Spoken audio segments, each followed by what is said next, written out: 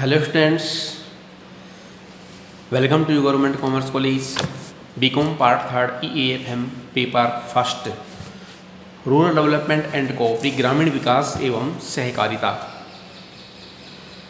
Chapter प्रकृति एवं one संरक्षण कार्यक्रम, सब पॉइंट एनवायरमेंटल रिसर्च प्रोग्राम, पर्यावरणीय अनुसंधान कार्यक्रम।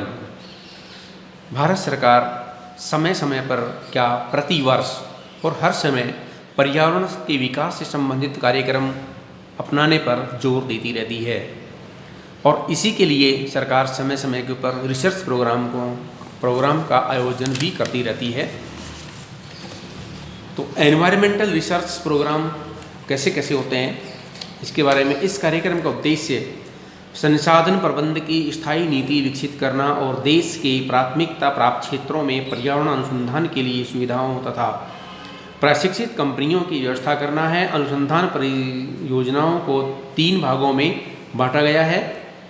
एक होता है मानव और जीवमंडल अनुसंधान कार्यक्रम, एक होता है मानव और जीवमंडल अनुसंधान कार्यक्रम, दूसरा है पर्यावरण अनुसंधान कार्यक्रम और तीसरा होता है पूर्वी और पश्चिमी घाटों के लिए कार्योन्मुखी अनुसंधान कार्यक्रम।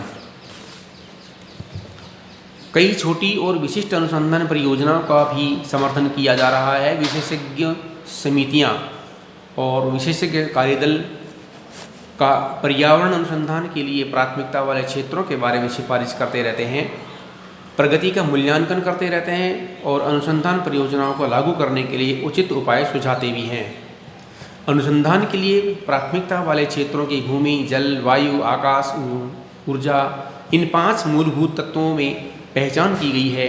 समूचे अनुसंधान कार्यक्रम की एक विशेष परियोजना द्वारा समीक्षा की जा रही है जिसे विश्व बैंक वित्तीय सहायता प्रदान कर रहा है। विश्व बैंक के 127 कंट्रीज द्वारा समर्थित जलवायु परिवर्तन पर संरचनागत समझौते को 1993 में भारत ने भी समर्थन दे दिया। भारत ने दिसंबर 1997 में क्योटो, जापान में आयोजित इस समझौते के 3रे सम्मेलन में भाग लिया, जिसमें इस संधि पर सहमति हुई जिसके तहत 5.2% ग्रीन हाउस गैस प्रोडक्शन को घटाकर 1990 के स्तर के से नीचे ले जाने की अपील की गई और इस लक्ष्य को वर्ष 2008 में 2008 से 2012 के बीच में हासिल कर अपना योगदान प्रदान किया। विश्व के 127 देशों द्वारा समर्थित जलवायु परिवर्तन पर संरचनागत समझौते को 1993 में भारत ने भी अपना समर्थन दे दिया। जलवायु परिवर्तन के क्षेत्र में मंत्रालय विशिष्ट अनुसंधान परियोजनाओं को प्रायोजित कर रहा है ताकि जलवायु परिवर्तन के कारणों का पुनर्मूल्यांकन लगाने, रोकने और न्यूनतम करने के लिए हम एहतियात उपाय कर रहे हैं और इसके दुष्प्रभावों को कम करने के लिए भारत विश्व पर्यावरण सुविधा की वित्तीय सहायता से चलाई जा रही Asia least cost green house abatement studies परियोजना में भी भाग ले रहा है। जीबी पंत हिमालय पर्यावरण एवं विकास संस्थान, GB Pant institute of Himalaya environmental development, वर्ष 1988 में स्थापित जीबी पंत हिमालय पर्यावरण संस्थान पर्यावरण और वन मंत्रालय का एक स्वायत्त संस्थान है जो पारिस्थितिकी की दृष्टि से हिमालय क्षेत्र के स्वस्थ विकास के लिए कार्यनीति, टेक्नोलॉजी और ज्ञान का आधार विकसित करने का दायित्व पूरा करता है। कार्योन्मुखी अनुसंधान परियोजनाएं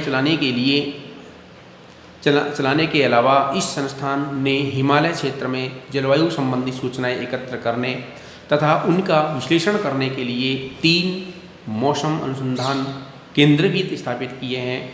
उत्तर प्रदेश, सिक्किम, नागालैंड तथा हिमाचल प्रदेश में इस संस्थान की स्थापना की गई है। उसके बाद आता है वानिकी अनुसंधान फॉरेस्ट्री रिसर्च। वानिकी अनुसंधान का मुख्य उत्तरदायित्व भारतीय वानिकी अनुसंधान शिक्षा परिषद पर है।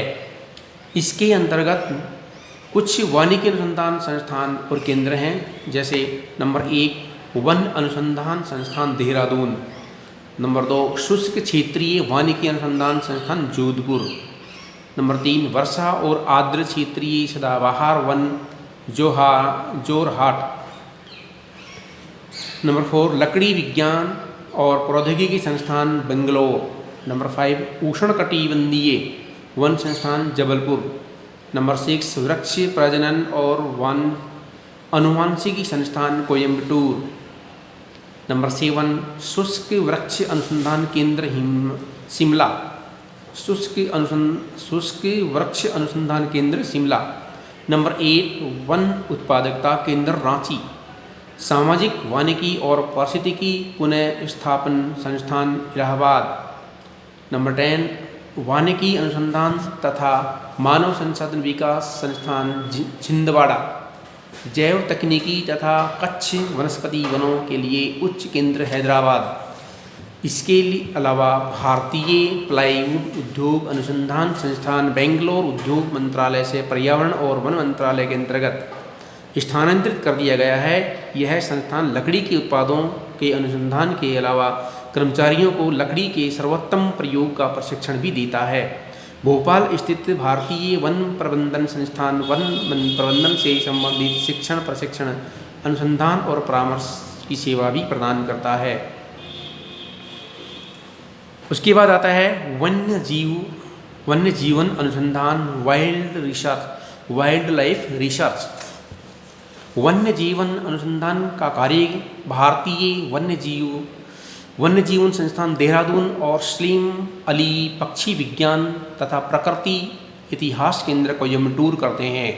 इन दोनों संस्थानों द्वारा कुछ विषयों पर अनुसंधान परियोजनाएं चलाई जा रही हैं, जो जैसे वन्य जीवों के निवास का क्रमिक विकास, हाथियों का आवागमन, घड़ियालों और कछुओं की पारिस्थितिकी, अस्तित्व संकट में पड़ी प्रजातियों की पारिस्थितिकीय जैव विविधता संसाधनों का अध्ययन और विशिष्ट पशुओं का संरक्षण और पारिस्थितिकीय प्रबंधन करना। उसके पश्चात आता है राष्ट्रीय प्राकृतिक संसाधन प्रबंध प्रणाली, national natural resource management system. राष्ट्रीय प्राकृतिक संसाधन प्रबंध प्रणाली का बुनियादी मकसद रिमोट सेंसिंग तकनीकी का पारंपरिक तरीकों से उपयोग है, ताकि देश के प्राकृतिक संसाधनों का श्रेष्ठ उपयोग और अनुसंधान किया जा सके। इस योजना को लागू करने से जुड़े पहलुओं पर जैव संसाधनों और पर्यावरण पर एक स्थायी समिति मंत्रालय को परामर्श देती है। इस परियोजना के तहत विशिष्ट अनुसंधान परियोजनाओं को भी मदद दी जाती है। स्थायी समिति को इस कार्य में 2 उप समितियाँ, तकनीकी और वित्तीय उप समितियाँ तथा वन उप समिति सहायता करती है।